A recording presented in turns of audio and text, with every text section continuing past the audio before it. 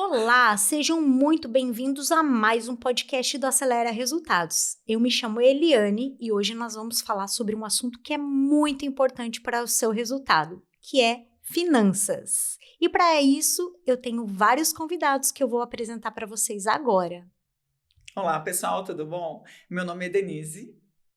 Olá, eu sou Adilson Perert, prazer estar aqui com vocês, sejam todos bem-vindos. Olá, sou o Antônio Costa, e prazer estar aqui com vocês. Nós estamos aqui para falar de um assunto que temos vários especialistas aqui e que a gente viveu na prática, né, Antônio? Que é sobre finanças nas empresas. Deni, você trabalhou 18 anos no departamento financeiro, é isso mesmo? 18 anos, é isso aí. 18 anos com financeiro. Adilson, acho que desde que você nasceu, não, mas você tem mais de 25. Quase, mas eu tenho 25 anos. 25 anos de área financeira. E Antônio, como empresário, vive finanças desde que abriu a sua empresa. 15 anos vivendo finanças todos os dias. Isso aí. Então, eu queria fazer uma pergunta para vocês. O que quebra uma empresa? O que quebra uma empresa é o fluxo de caixa, é a falta de caixa. Uhum. Mas a falta de caixa, ou a falta do fluxo de caixa, é a consequência de uma má gestão. Uhum. Uma má gestão onde uma empresa acaba não tendo lucro e acaba não tendo o caixa suficiente para estar continuando o seu negócio. Eu vi um ditado, uma frase há muito tempo atrás que marcou a minha trajetória em finanças, que falava que uma empresa morre pelo caixa e o peixe morre pela boca. Uhum. Então, ao passo que o peixe morre pela boca, a empresa vai morrer pelo fluxo de caixa. Então, uma empresa precisa gerenciar o seu fluxo de caixa. Precisa ter um fluxo de caixa onde projeta o resultado da empresa e onde projeta o caixa da empresa, pelo menos para 30, 60 dias na frente. Uhum.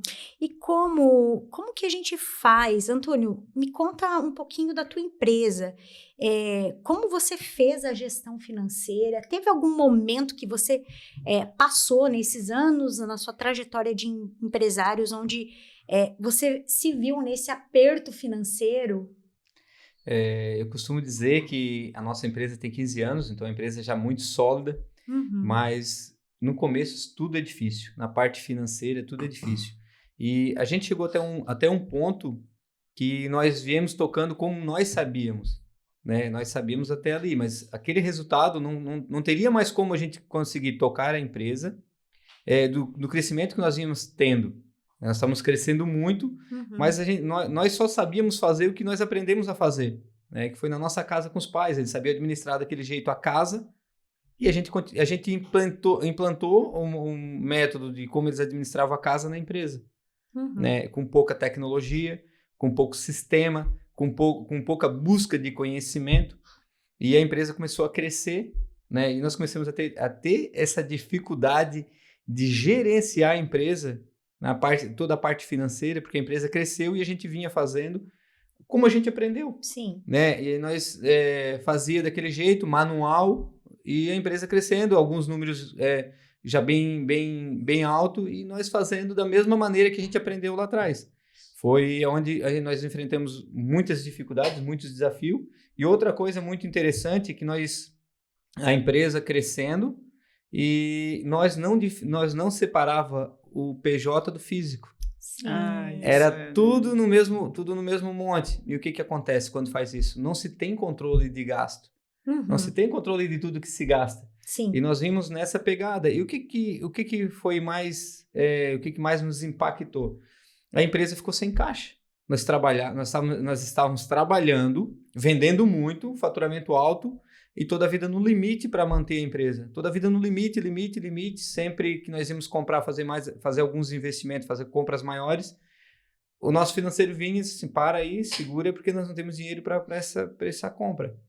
E eu fiquei me perguntando, o que está acontecendo se o movimento, as vendas aumentaram muito, o faturamento aumentou, e o que está acontecendo? Cadê o lucro? Né? Foi onde nós começamos a buscar consultoria, né? O Adilson foi o nosso consultor, e a gente foi buscar conhecimento, fomos buscar saber, e foi aonde o Adilson nos esclareceu realmente o quanto a gente estava cometendo erros, claro, muitos acertos, mas muitos erros, foi aonde nós tivemos esse conhecimento de pegar e ter que separar o PJ do físico e começar a administrar e anotar tudo, ter tudo no controle. Nós não fazíamos isso. É legal você trazer isso, né, Antônio? Porque isso pode ser a realidade, na verdade, de muitos empreendedores, né? Porque eles começam, às vezes, com uma paixão, tem uma visão sobre um negócio, e ele começa lá com aquele tanto limitado, aquele valor limitado que ele tem lá, às vezes, né?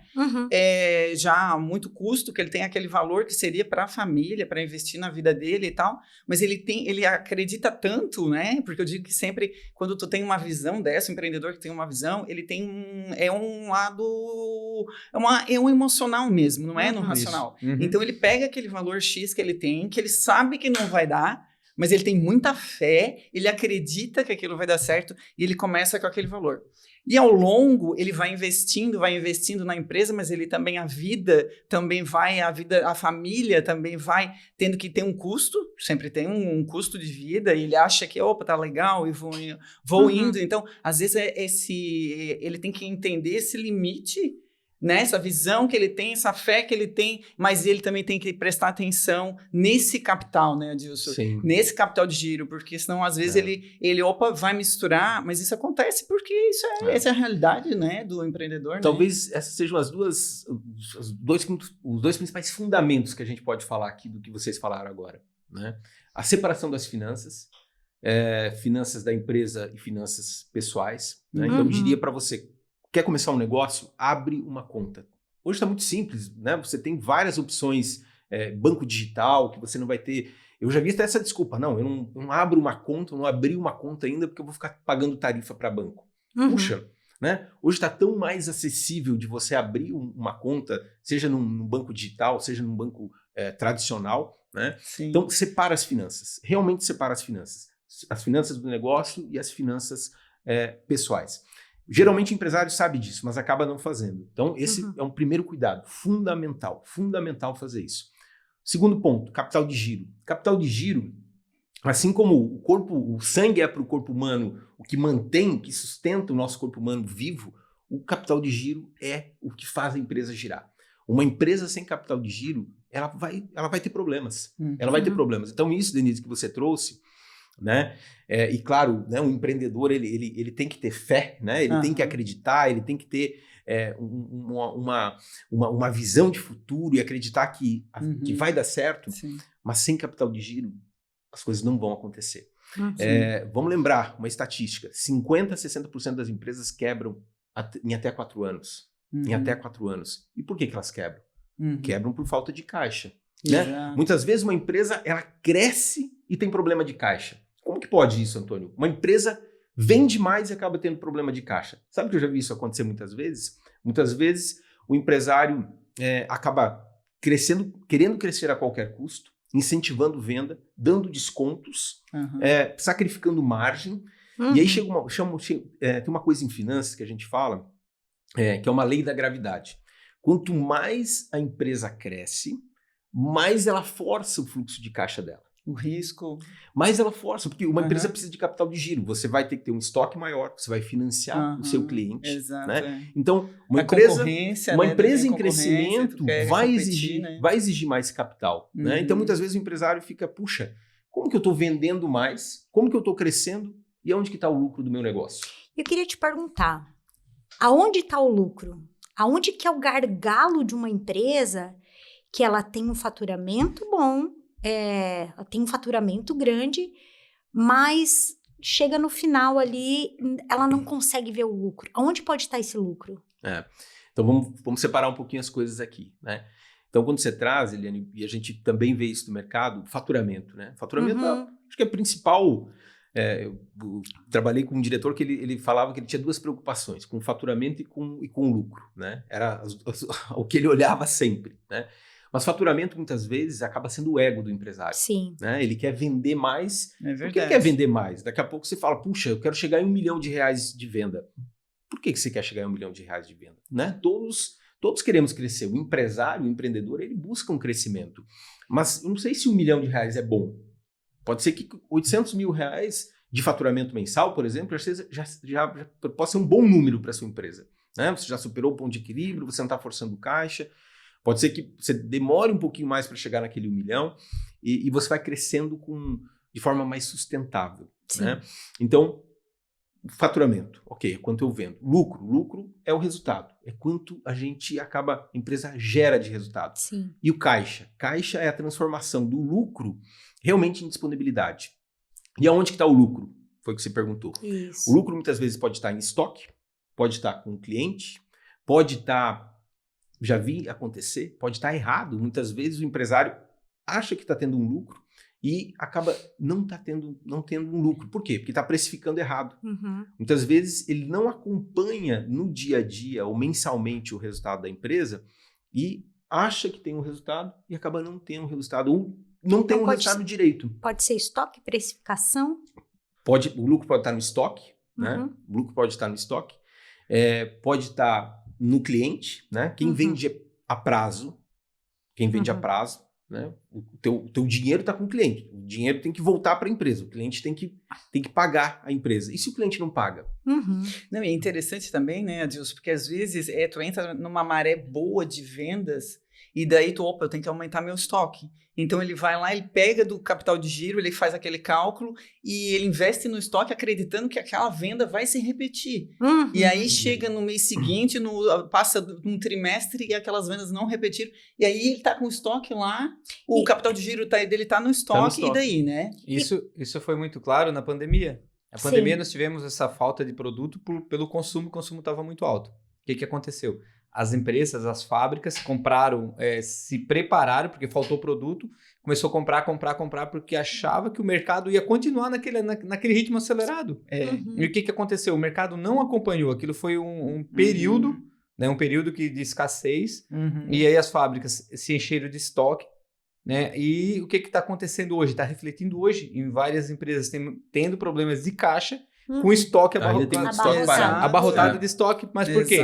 Porque não está vendendo. Né? E aí tem que vender mais barato. Aí começa toda a parte que, de repente, não, na gestão lá não foi tão bem gerida, começa a acontecer agora. Tem que vender mais barato, diminuir o lucro, ou às vezes vender pelo preço de custo para não perder mercadoria e fazer caixa para poder trabalhar. Antônio, a gente percebe isso, né, em negócios que têm sazonalidade. Né? Vamos pegar um varejo de moda aqui. O varejo de moda depende de coleções, né? Então, cada coleção, são pelo menos 4 por ano, né? Exato. Depende do sucesso daquela coleção. Puxa, a coleção foi bem, acertou lá as cores, acertou o modelo, ok, girou bem, todo mundo feliz. Né?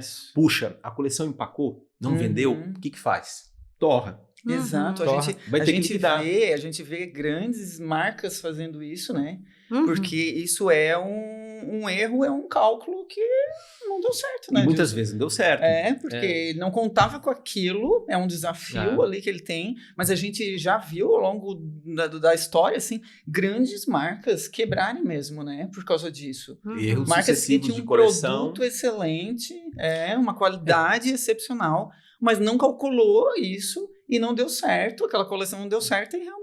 Por alguns erros de cálculo e muitas vezes também pelo empresário não querer ver os números. É isso que eu ia Acontece perguntar. muito, isso é muito forte. Porque o empresário não gosta de números. A maioria, não estou falando todos, mas muitos deles não gostam dos números. Vocês sabem me falar por quê, Adilson? Eu tenho uma opinião sobre isso. Ai, qual é? Vamos ver. A solução aqui, gente, presta atenção. Então, muitas vezes... é uma dica de ouro. Muitas vezes, quando a gente fala, né, de finanças, o pessoal já se arrepia, né? Tanto que, assim, a gente olha, você vai encontrar aqui vários cursos sobre vendas, sobre muitas outras coisas, né? Finanças é um pouco mais restrito, né? E por quê? As pessoas têm um pouco de medo de números e acham que é chato. Vamos falar a verdade, na verdade, né? é chato, Adilson, ou é porque a pessoa não entende? Porque, sabe, assim... Ou porque tem medo de ver os números. E não consegue ver. Vezes, eu acho que não sei que tem pessoas que eu acho que não têm habilidade para estar aquilo, acha que ela que tem que fazer, tem muito empreendedor que acha que ele que tem que fazer, porque ele acredita, tipo, acha que não confia em outro e tal, e ele não entende, realmente ele tem uma dificuldade para entender. Porque durante os anos que eu trabalhei dentro do financeiro, assim e tal, eu via pessoas que não conseguiam analisar uma DR. Uma DRE. E tava ali com números, tava o custo, então nem se fala, né? Porque se tu pegar uma planilha de custos e a pessoa olhava e ela assim, parece que ela não conseguia juntar Lé com CRE aqui. Então, acho que tem pessoas que têm uma dificuldade, né? Então, legal, eu acho que, a minha opinião, é que nessa hora tem que contratar um especialista. Alguém que tenha, né, se adequa ao perfil. Eu concordo, mas assim, vamos lá. O empreendedor quer ser empresário, né? Vai abrir um negócio, quer realmente ter sucesso no negócio. Para mim, é um tripé. O empreendedor precisa entender de pessoas, precisa conhecer de gente. Por quê? Perfeito, que negócio, seja B2B, B2C, mas a relação é pessoal, sempre vai ter uma pessoa do outro lado. Então, o empreendedor precisa entender de pessoas. O empreendedor precisa entender de vendas. Por quê?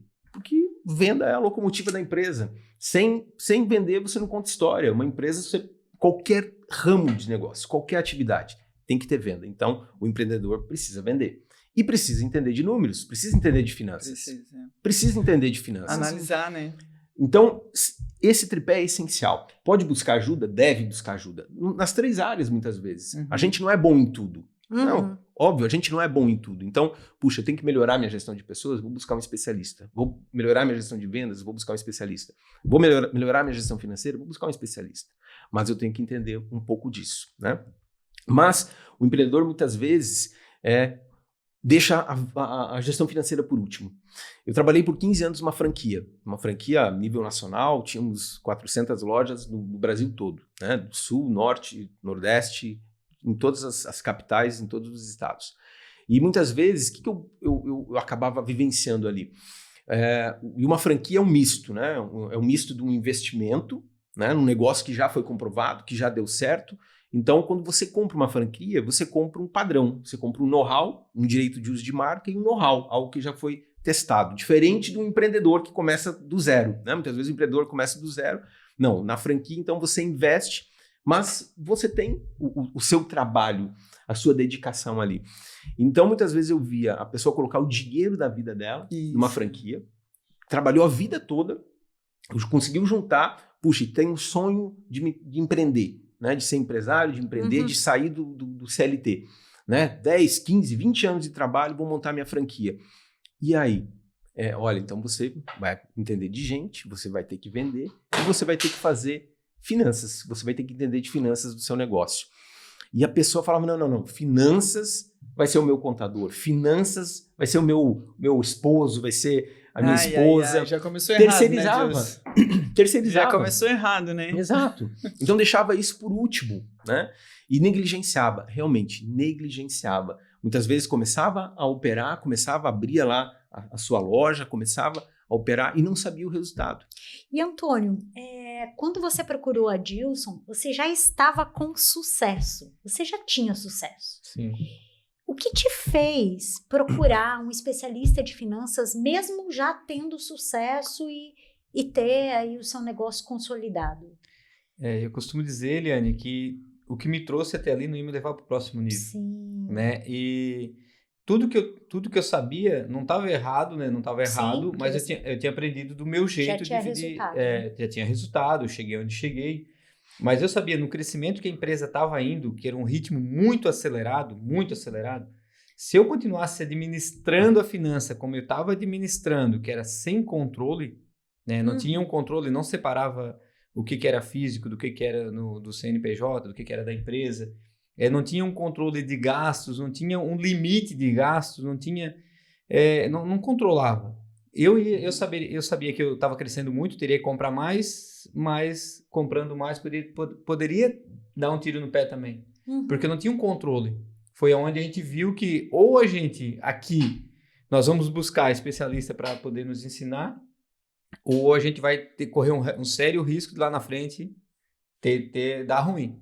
Então, foi onde a gente procurou, mesmo tendo sucesso, porque a gente chegou onde chegou, mas do jeito que nós sabíamos. Mas não ia nos levar para o próximo nível. Uau. Porque a empresa estava crescendo num ritmo muito acelerado. Isso é legal, isso ali é antecipar tu ter uma visão, né? Uma visão sistêmica, eu digo, porque tu entender que, opa, ali na frente vai dar errado. Isso aí é bem legal, isso aí é uma chave, gente. É uma chave, tu perceber isso, consciência, né?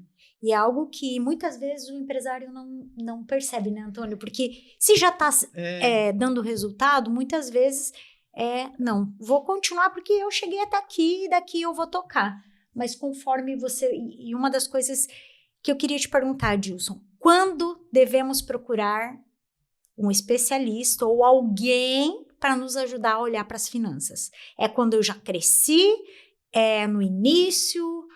Como que é? Ou quando eu tô com dificuldade? Quando eu devo procurar entender de Bom, finanças? posso estar sendo suspeito aqui para responder isso, né? Mas eu acredito que em qualquer momento. Começar certo. Se você começar certo, não deixa essa área para o final, né? Você começar a sua empresa de forma estruturada, desde o início você ter uma apuração de resultado da sua empresa, você entender, puxa, minha empresa está indo bem, aonde que são os pontos de melhoria? Aonde que são os pontos de melhoria? Qual foi o resultado? Né? Quanto eu vendi o mês passado comparado ao mês anterior, comparado ao ano anterior, as minhas despesas estão crescendo, estão diminuindo, a minha receita cresce, a minha despesa cresce na mesma proporção, eu estou gerando resultado. Qual é o ponto de equilíbrio? Né? Um conceito de finanças básico, ponto de equilíbrio. O que é o ponto de equilíbrio? A minha despesa, né? A quanto eu vendo para ter lucro zero. Puxa, mas ninguém quer lucro zero. Mas todo empresário deveria conhecer o seu ponto de equilíbrio, que é quanto eu preciso vender mensalmente para chegar no 0 a 0, para cobrir o meu custo fixo. Né? A partir dali, com a minha margem de contribuição, eu começo a gerar resultado. Então, de nada adianta você, puxa, eu vendi 20 mil, vendi 30 mil, vendi 50 mil, 60 mil, 70 mil. Você teve lucro? Qual era o teu ponto de equilíbrio? Se o teu ponto de equilíbrio é 100 mil e você vendeu 90, fatalmente você vai ter prejuízo. Se teu ponto de equilíbrio é 100 mil e você vendeu 110 mil, puxa, você teve algum resultado. Então, se você tiver isso claro, a clareza disso desde o início do seu negócio... E os números estão aí para trazer clareza, né? Os números não mentem. Não mentem. Os números não mentem, Denise. As planilhas, né? Eu digo que as planilhas, uau, a hora que tu bota ali, uau, dá uma clareza, né? Eu costumo dizer que assim... o meu melhor amigo é a minha calculadora. O meu melhor amigo é o Excel, né? Eu sou um cara de finanças, então... Excel.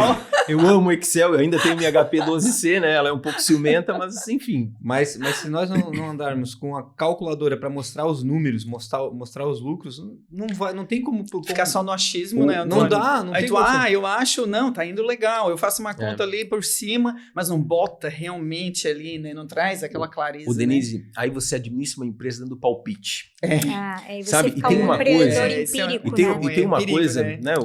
Depois queria que o Antônio comentasse um pouquinho sobre isso, mas assim, né, o empresário muitas vezes acaba dando uma desculpa do feeling. Eu tenho feeling, Mas para finanças existe feeling? Existe um feeling, né? Eu acho que o empresário, o empreendedor, ele tem um feeling, mas o empresário bem-sucedido, ele tem que dominar a arte dos números. Exato. Ele tem que dominar a arte dos números. Um empresário bem-sucedido tem uma gestão financeira eficiente no seu negócio. Mas me fala, Antônio, feeling. Fala um pouquinho de feeling nos negócios. Só para complementar, nós temos que conhecer todos os setores. A parte de finanças, eu acho que é a parte crucial do negócio. Né? Eu nunca... o coração? Tu acha o coração. Coração. Lá na minha gestão, eu sempre cuidei de toda a parte de logística, da parte de compras grandes, né? E toda a parte de finanças era a minha esposa que cuidava, até hoje. É assim que funciona. E eu tinha aquele pensamento de que não precisava saber de tudo, né? Eu tinha que cuidar do meu setor, ela cuidava do dela, tá certo? Funcionou até aquele ponto. Mas depois eu comecei a ver que eu teria que estar na parte de finanças. Nós estamos comprando valores muito alto. E outra coisa disso, muito interessante. Quando a gente tem caixa, quando nós temos caixa, nós conseguimos comprar mais barato. Sim, oportunidade. Né? As oportunidades, né? Quando nós temos caixa, o que nós fizemos com os nossos fornecedores? Se eles têm uma porcentagem de desconto que eles dão para pagar à vista, nós pagamos à vista. E aí pode estar o teu lucro, né, Pode. Antônio? E aí que tu consegue vender melhor. Porque não é só o teu preço de venda, né? Isso. É o teu custo, é quanto tu paga por aquele produto, né? Qual é o teu custo naquele produto? Para vender bem, você tem que comprar bem. Exato. Fato. E sem capital de giro não consegue, né? Não, e ter um conhecimento de cada setor vai fazer a tua gestão ser melhor. Já aconteceu de eu ter amigos meus empresários, olha o que é não ter controle.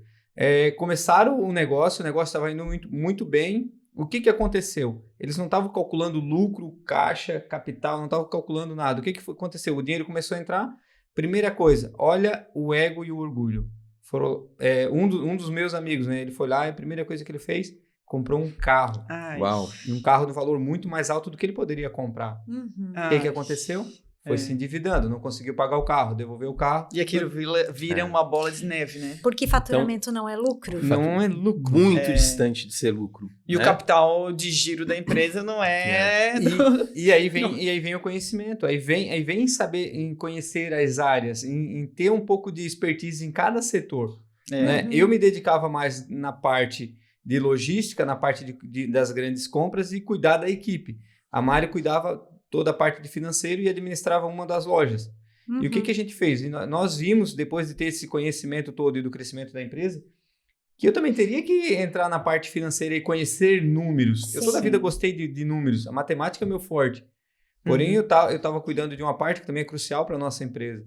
E eu voltei e fui para lá com ela para finanças. E hoje a nossa finança está uma finança bem equilibrada. Hoje a gente... Forte, né? Forte. Nós conseguimos... Forte. Eu pude ter esse conhecimento, aprender também, que não era o meu forte, porque eu achava que eu tinha que ser bom naquilo que eu fazia. E estava deixando a outra só para a Mari, mas também estava sobrecarregando ela. Nós tínhamos que dividir também. E aí foi onde eu fui buscar esse conhecimento, fazer caixa para a empresa, deixar a empresa com caixa que a gente pode ter um conforto, buscar comprar melhor, porque tem capital para poder comprar. Isso tudo está gerando muito lucro para a empresa. E aí deixa a empresa competitiva, né? Deixa que ela consegue competir no mercado, né? Sem dúvida. Ela consegue ser mais arrojada e competir no mercado. Eu costumo dizer que o segredo está na compra. Quando se compra bem, vai se vender bem. Vai se vender bem. Então, eu costumo falar isso. Mas eu queria pegar esse teu gancho aqui, que é muito importante, Antônio. Muito importante, né? Você falou, né? Esse caso que você trouxe lá, né, do seu amigo que tinha um caixa sobrando, acabou fazendo uma retirada. Então a gente falou primeiro, né? Vamos separar as finanças do negócio das finanças da pessoa. Então, vou fazer uma entrega aqui, né? Que vale ouro. Defina um prolabore. O empresário, o empreendedor que está à frente do negócio, ele tem que ter o salário dele. Ele tem que ter uma remuneração. Se pagar, né? E eu não estou falando de distribuição de lucros, estou falando realmente de prolabore. Como a gente tem isso em finanças pessoais, né? Finanças pessoais a gente fala, se pague primeiro, né? Então, o que é o se pagar primeiro? Vai lá, recebe o salário dele, já tira um percentual para ele, né? Para a pessoa física. Opa, esse aqui é o meu pagamento, eu estou me pagando antes de pagar a conta. Geralmente a pessoa física faz o contrário, né? Ela paga todas as contas, se sobrar ela investe. Né? O que a gente recomenda em finanças pessoais? Se paga primeiro. Então, primeiro você investe e depois você paga as suas contas. Puxa. Nossa, isso aí é uma chave. Isso é uma chave. Isso é uma chave, né, Denise? Isso é uma chave. Isso é uma chave. Porque as pessoas fazem o contrário, né? E aí, não, mas então eu só vou investir se sobrar dinheiro? Não. Você primeiro investe, depois você paga as contas. Puxa, e se não sobrar dinheiro para pagar as contas? Ou você ganha mais ou você gasta menos. Ponto. Vou fechar o capítulo aqui da pessoa física, vamos para a pessoa jurídica, né? Pessoa jurídica, eu devo ter o meu prolabore. E a empresa também deveria pagar o empresário primeiro. Como lá todo quinto dia útil, ou o dia 5, você paga seu funcionário, você deveria receber o seu prolabore, condizente com o trabalho, com a entrega que você está fazendo para a sua empresa. Dentro de uma realidade, Dentro de uma realidade. O que eu recomendo? Prolabore fixo. O que é um prolabore fixo? Olha o seu amigo, né? Se ele tivesse lá um prolabore fixo, seja 5 mil, 10 mil, 2 mil, 3 mil, não sei quanto, né? E aí, cada empresário precisa definir dentro da realidade de caixa do seu negócio quanto vai ser o prolabore dele, porque não pode ter, né, um empresário rico e empresa pobre, e nem ao contrário. Então, de novo, equilíbrio, as duas coisas têm que caminhar juntas aqui. Então, eu defino um prolabore fixo e não importa se o caixa da minha empresa tem 50 mil, tem 100 mil, tem 200 mil, não importa. Eu não vou tirar o dinheiro da empresa para comprar um carro. Por quê? Porque o carro eu compro com o meu prolabore. Né?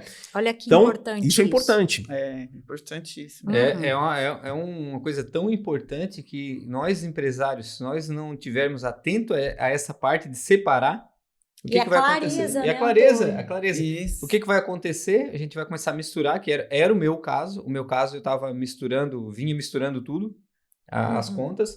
e poderia daqui a pouco eu estar gastando mais do que a empresa estava dando de lucro Uhum. e o meu Prolabore está muito maior do que o que eu merecia estar ganhando. Sim. Uhum. Né? Isso. Então, o que poderia me causar um problema muito sério lá na Sim. frente. Talvez até irreversível, né? Eu quero... Só uma coisinha aqui, Esse o assunto gancho, é tão pegando bom, o né? gancho, Muito porque bom. isso é muito... E não é realidade, chato, né? E não é Não chato. é chato, Vamos gente, lá, isso é a não é realidade de todo mundo, né? É a realidade. Porque é bem interessante, Adilson, porque eu vejo que tem tem empresário que ele subvaloriza esse prolabore dele, e tem outros que não tira, chega no 5º dia ali, não tira nada, e não, a empresa é tudo para a empresa. Qual a tua sugestão, né? Assim, o que tu vê? Que valor? Como é que ele chega Equilibra nesse isso. valor? Uhum. Então, Como vamos lá. equilibra? Para não ser nem exagerado e nem ele deixar ele para trás. Assim. Tudo bem. Então, de novo, né? O empresário deve ter um prolabore fixo. Né? Um prolabore meio que é o salário dele, né? Na empresa. Uhum. Eu tô no negócio, eu tô trabalhando, eu tenho que ter minha remuneração. Né? Então, eu tenho meu prolabore mensal. Defino o meu prolabore. Ok.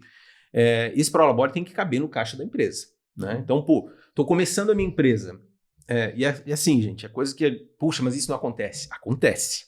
Né? Muitas vezes, você começa a ter caixa e acontece isso que você trouxe aqui. Né? Você raspa o caixa da empresa, você gasta e aí você acaba tendo um problema que a empresa fica sem capital de giro. Então, você define lá um valor fixo. Ok, então isso é uma situação. Puxa, mas e aí? Eu vou lá, eu trabalho... Qual que é a remuneração do meu capital? Remuneração do capital, a gente resolve isso com a distribuição de lucros. Né? Então, numa empresa, o lucro gerado, a gente recomenda fazer o quê? 1/3, 1/3, 1/3. Né? O que é 1/3, 1/3, 1/3? 1/3 vai para a reserva. Né? Uma reserva de oportunidade, uma reserva de caixa. Depois a gente pode falar um pouco mais sobre isso. Interessante. Um outro 1/3 eu vou reinvestir na minha empresa. Vou comprar máquina, vou trocar o caminhão, eu vou investir em marca, eu vou reinvestir na minha empresa. E o outro 1/3 é retirada. Uhum. É retirada, é a remuneração do meu capital. Diferente do prolabore, que é o meu salário aqui, eu vou ter a minha retirada aqui, a minha retirada de lucros como remuneração do meu capital. Então, de forma simples, faça isso, 1/3, 1/3, 1/3. E quando fazer essa retirada e fazer esse balanço de que, olha, agora eu vou fazer 1/3, 1/3, 1/3. Qual o momento que o empresário faz isso? É anual, é semestral? Você pode trabalhar semestralmente ou anualmente. Né? Eu vejo empresas fazendo isso anualmente, vai lá, fecha o ano, fecha o balanço, tal, apura isso, ou até semestralmente. Então, o exemplo que o Antônio trouxe do amigo que comprou um carro seria com a distribuição de lucros. A distribuição. Não com... Isso, porque Entendi. A distribuição realmente você faz teve o que lucro. você quer. Teve lucro? Realmente teve lucro? Ok. Vou respeitar essa proporção de 1/3, eu distribuo. E olha só, uma empresa ela tem que continuar existindo. Né? Se você não reinveste nela, se você não atualiza seu parque fabril, se você não reinveste em máquina, daqui a pouco você fica para trás. Teu concorrente caminhou e você ficou para trás. Então, você vai ter que reinvestir. Toda empresa precisa de reinvestimento. O outro 1/3 que eu falei que é uma reserva de oportunidade, vamos lá, o que aconteceu na pandemia que a gente viveu recentemente? Por que muita gente ficou pelo caminho? Porque não tinha reserva. Uma empresa precisa ter pelo menos de 90 a 120 dias, significa 3 ou 4 meses de reserva de caixa. Uau! É desafiador isso. Quantos que tem isso hoje? Isso eu aprendi na pandemia. Eu aprendi na pandemia que por quanto tempo a minha empresa tem para manter ela. Então, fechando aqui, só para lembrar você, no mínimo 3 meses de reserva. Isso para qualquer negócio. Para qualquer negócio, né? Mesmo aquela pessoa que está iniciando, vendendo bolo em casa, abrindo aquela, sabe? Independente do tamanho do seu negócio. Isso é o capital de giro. Okay. Né? É o capital de giro. Imagina, você vai começar um negócio. Para mim fazer a minha empresa girar, eu preciso ter esse recurso. Eu preciso ter, porque você não sabe se você vai vender, você não sabe se você vai receber, quanto você vai vender, quando você vai receber. São os imprevistos que acontecem, né? E as contas chegam. Numa empresa a gente sempre fala, a despesa é líquida e certa, e ela chega antes. Né? Você avalia um ano, uma contratação, um investimento, você vai ter que cumprir aquilo. A receita, você vai ter que buscar. a despesa líquida e certa. Você contratou um funcionário para sua empresa, vai chegar o 5º dia útil, você vai ter que pagar. Ele trouxe receita para o seu negócio ou não trouxe receita para o seu negócio? Independente dele trazer ou não, você vai... Né? Então, a despesa é líquida e certa. Né? Então, essa reserva é muito importante. É muito importante. Ó, Adilson, tu indica isso para o empreendedor autônomo também? Também. Já tá caindo ficha aqui, gente. Já tô usando, hoje eu sou empreendedora, sou autônoma. Sim. Então, já tá caindo ficha, porque isso também pro empreendedor, pro autônomo também, né? Pro prestador de serviço, profissional, no caso. Profissional autônomo, assim. Denise, eu vou além. Eu diria que principalmente para ele. Uau. Porque, vamos lá, né? O empresário, a partir do momento que ele foi lá, estabeleceu a empresa está caminhando, e ele, em algum momento, a empresa caminha. Né? O empresário está lá, é importante que ele esteja, né? Mas ele pode se ausentar, né? Ele pode tá fazendo mais cursos. No podcast anterior aqui, o Antônio comentou, né? Puxa, a gente está viajando mais, a gente tem feito mais cursos, a gente está saindo mais, e a empresa continua... Né? Funcionando, continua andando, o pessoal continua batendo meta, trazendo resultado. E o profissional liberal? Exato. Você imagina um dentista, só um exemplo aqui, um dentista que daqui a pouco vai jogar futebol, que vai jogar vôlei, que vai praticar algum esporte e machuca a mão. Como que esse profissional vai continuar trabalhando? Se ele não tem uma reserva? Ok, né? Temos seguros hoje também, né? Tem uma outra cobertura aqui. Mas vamos lá, né?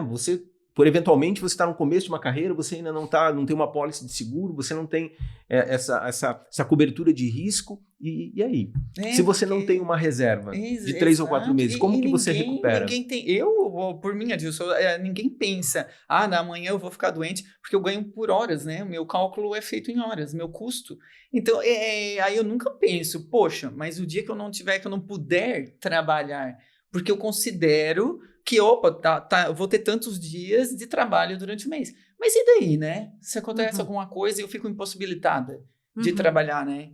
Ou até aquela questão de você tirar dias de descanso, né? Se você não tem essa sua reserva, como que você vai poder parar, né? E aí entra naquele looping do empreendedor, né? Que a gente sabe que tem mês que não dá lucro, porque não conseguiu trabalhar, e daí o custo tá ali, é um custo fixo tá ali, tu não consegue Isso a gente pode complementar com a família em casa. Sim. Né? O pai de família, que não administra as finanças dele em casa com a família, e daqui a pouco, se ele tem algum problema, como é que ele vai sustentar a família? E por que, Adilson, que hoje nós, como brasileiros e empresários, não temos essa educação financeira? Eu acho que isso, Helena, vem um pouco do berço, né? Um pouco do berço. Eu lembro muito da minha casa, né? Dinheiro era um assunto proibido. Né? Não se falava de dinheiro. Não se falava de dinheiro em casa. Era uma coisa lá que o pai cuidava. Eventualmente, ele dividia, principalmente quando as coisas não iam bem, aí a realidade vinha para a mesa, né? Qual família que não é assim, né? Quando tá em dificuldades, e aí você traz, olha, vamos tomar banho mais rápido, né? A luz tem que ficar menos acesa. Aí fica todo mundo assustado, né? Olha, a gente...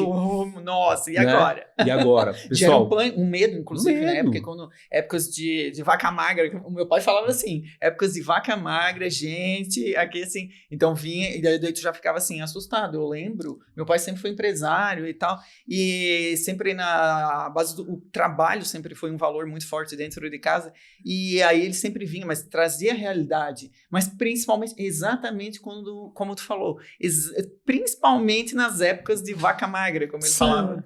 Então a gente tem isso, é um assunto, né, velado, de certa forma velado, proibido dentro das famílias. Nas escolas mesmo, agora a gente está mudando isso, né? Está tendo a oportunidade, se fala mais de finanças, algumas escolas estão colocando isso no currículo, né? Mas a maioria ainda não. Então você fala lá, né? Vamos lá, vou lembrar aqui, né? Acho que todo mundo lembra. Fórmula de Bhaskara, né? Todo mundo aprendeu fórmula de Bhaskara. Nunca usei na minha vida uma fórmula de Bhaskara. Nem sei mais para que serve. Eu acho que aquilo me ajudou em algum momento a desenvolver o meu raciocínio, sei lá, né?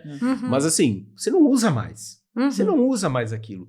Então, puxa, por que você não coloca no currículo escolar finanças? Orçamento. Você falar de dinheiro, né? Muitas vezes também tinha uma outra coisa cultural, né? Puxa, falar de dinheiro é um pouco quase pecaminoso, né? Aí você distorce algumas coisas que a gente encontra até na Bíblia, né? E aí dá um valor errado para o dinheiro, né? Vamos colocar, né? Trazer o versículo bíblico aqui, né? A Bíblia fala, né? O amor ao dinheiro é a raiz de todos os males. Não o dinheiro é a raiz de todos os males, mas o amor ao dinheiro. E o dinheiro não pode ser o fim, ele é o meio. Ele é o meio, ele é Você pega o dinheiro para você comprar, para você gastar, enfim, né? Então, isso também é importante para o empresário, né? A mentalidade financeira. O empresário, ele precisa conhecer de dinheiro, né? Ele precisa gostar de dinheiro, precisa ter uma mentalidade financeira, uma mentalidade de dinheiro mesmo, né? E isso é importante, porque se lá na infância, na forma que ele foi criado, como que era a relação em casa com o dinheiro? Qual a relação dele com o dinheiro? E se você via na sua casa brigas por conta de dinheiro, né? Vai falta interferir. de dinheiro, as brigas pai e mãe, porque a mãe gasta muito, o pai gasta muito. Automaticamente isso vai criando na sua mentalidade que o dinheiro é algo ruim que dá porque briga. gera briga nele. Que gera exato. briga. E daí tu pensa assim, poxa, não, eu não quero. Inconscientemente tu pensa, eu não quero dinheiro, porque senão eu vou brigar. Então aí tu, e o que tu faz com isso nessa hora? Tu tá afastando aquela, né? São crenças de abundância, de prosperidade que tu tá pensando que tu tá... E é escassez, na verdade, né? Sim. Então tu distancia o dinheiro de ti, gera briga, não... Né? E Adilson, como a gente monta, né, Antônio, Dani, como a gente monta uma equipe eficaz nas finanças? Eu sei que você liderou grandes equipes, lidera, né? Como se monta uma equipe? Quais são os pré-requisitos para você ter sucesso numa equipe financeira ou para o pequeno empresário que está iniciando agora?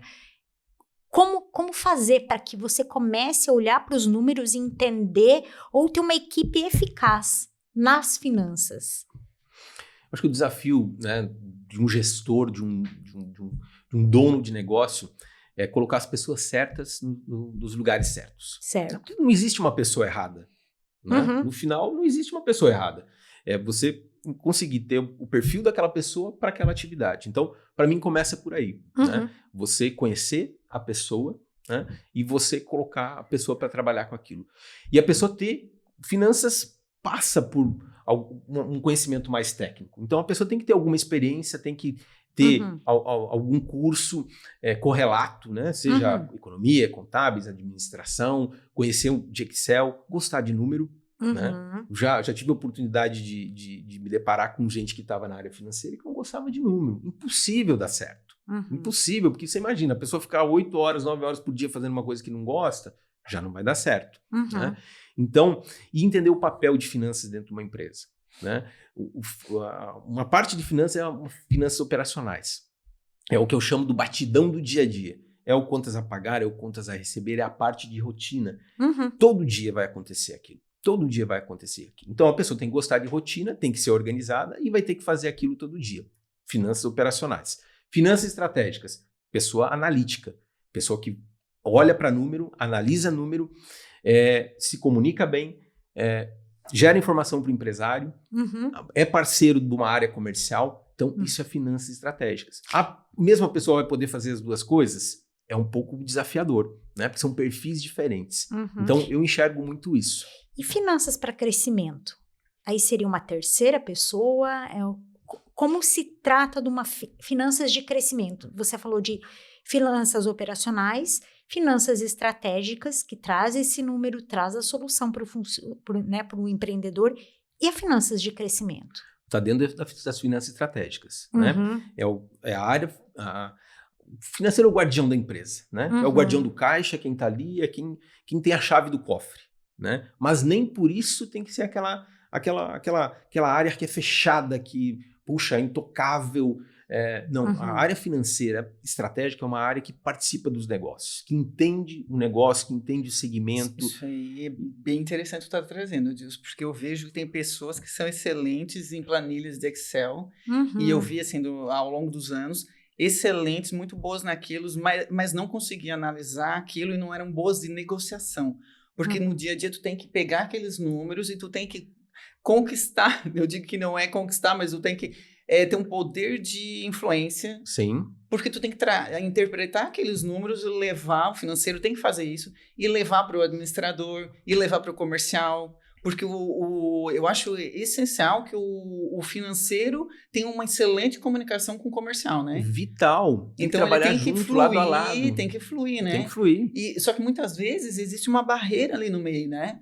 Porque o financeiro quer, a pessoa que analisa ali as planilhas e tal, ela quer não segurança, ela quer muita segurança ali, e o comercial, ele arrisca, porque ele... Então, não sei o que você me diz isso, porque eu acho que isso aí é um ponto bem... Olha, eu vou te falar que às vezes... Dá uns atritos, Dá uns atritos. Dá bastante Dá uns atritos. Dá, às né? vezes. Dá.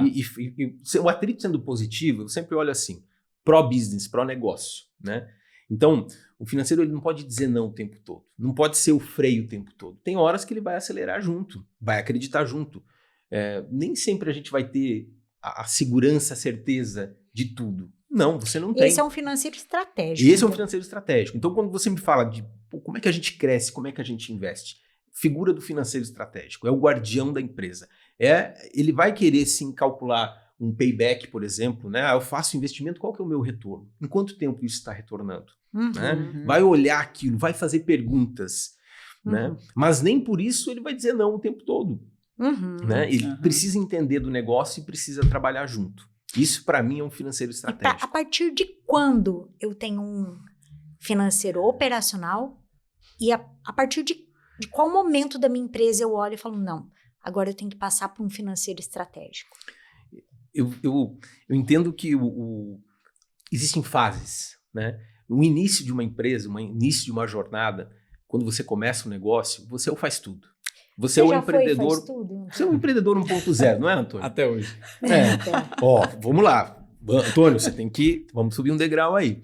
Né? Para mim, eu enxergo pelo menos 4 fases de um empreendedor dentro do negócio. Primeira fase, empreendedor 1.0.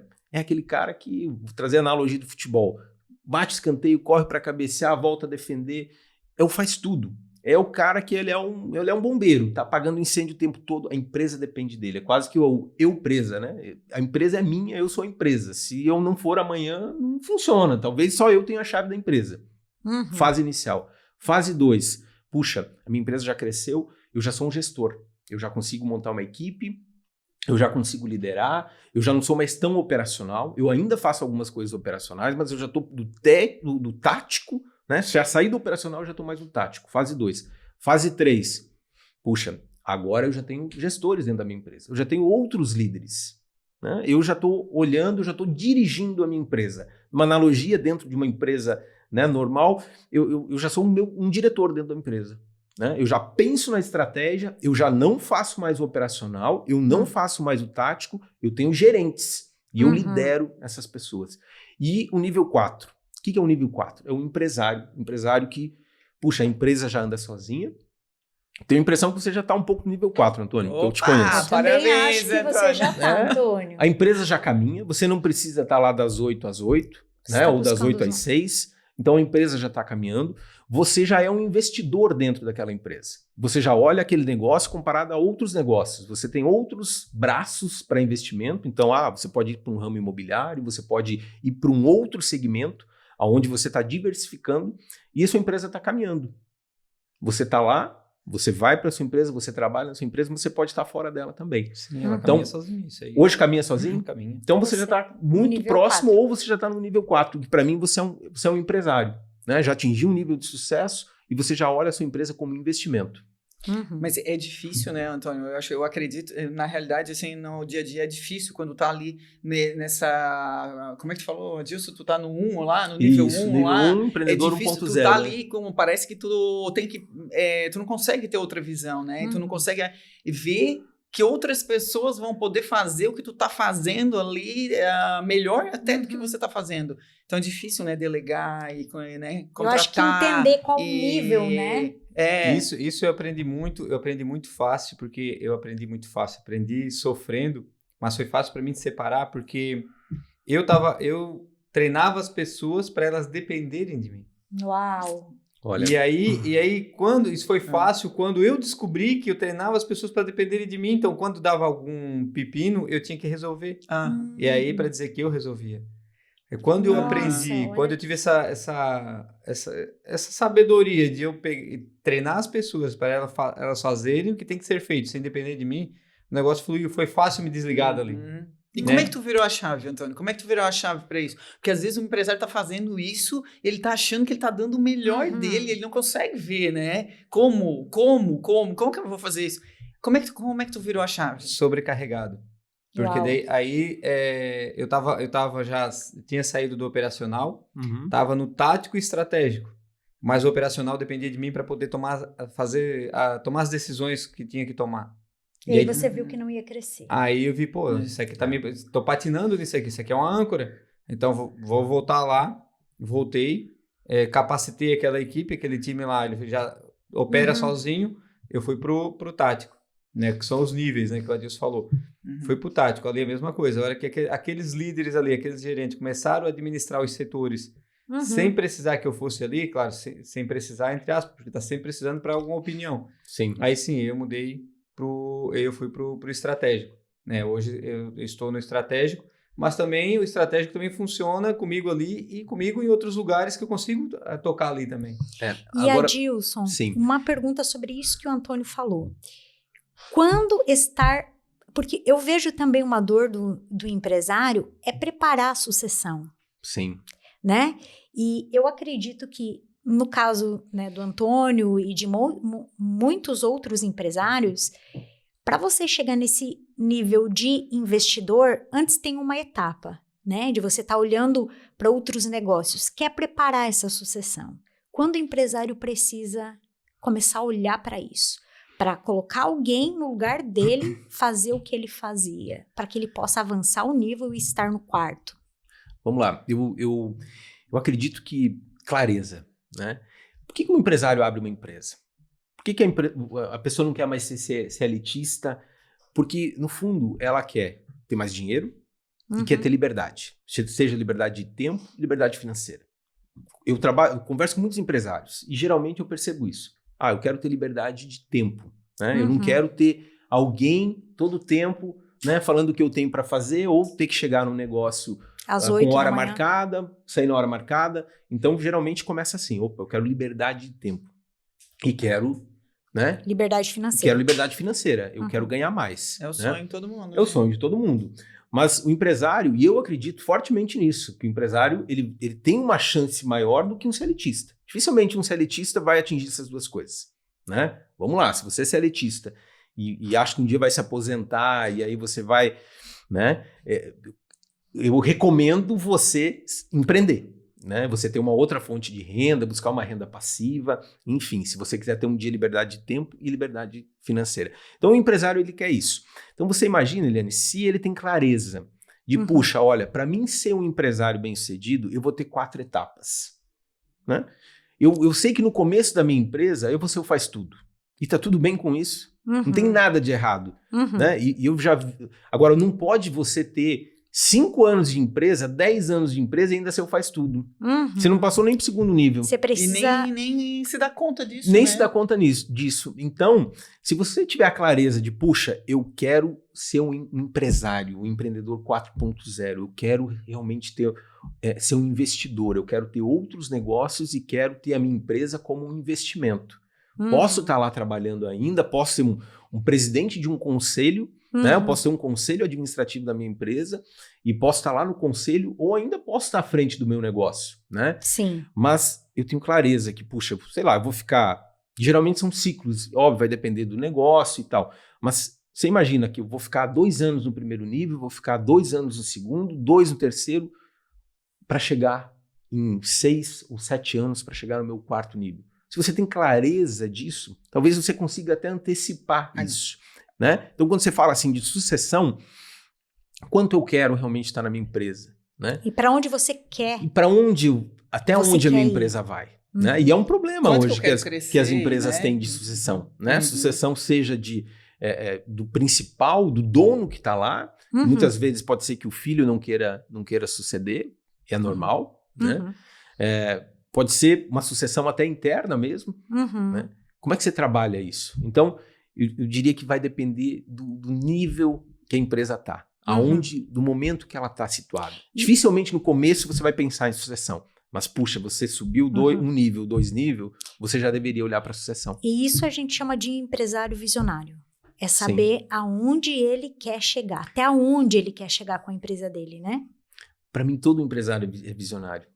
Né? Todo precisa ter uma visão. É verdade. Né? Dificilmente o empresário ele tem visão de longo prazo. Né? Eu acho que uma grande dificuldade, e aí que está em crescer, e eu acho que está exatamente pessoas.